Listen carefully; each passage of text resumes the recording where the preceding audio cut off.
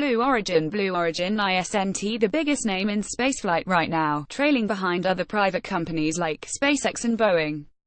But it's owned by Amazon CEO Jeff Bezos, which means Blue Origin still has a whole lot of money behind it. This past week, they completed a successful test flight of their New Shepard rocket, launching it into space and then bringing it back home to Earth's surface, all within the span of about 11 minutes. The test launch was mostly significant because the rocket managed to transport a capsule in one piece, named the Crew Capsule 2.0 because it's eventually supposed to be filled with people when it blasts off.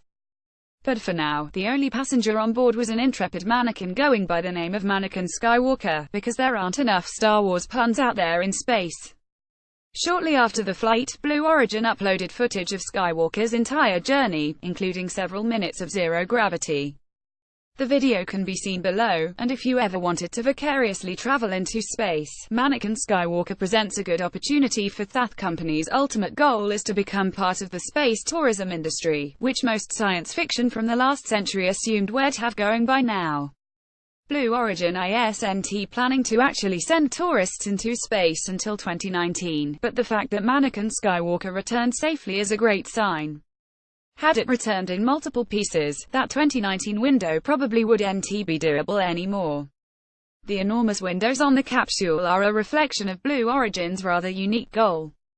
Unlike SpaceX, which wants to send astronauts to Mars for a possible colony, or Boeing, which is mostly content helping NASA on the rockets, Blue Origin is interested in sending civilians to the edge of our atmosphere, to spend a few minutes in zero gravity as they look down at the blue planet.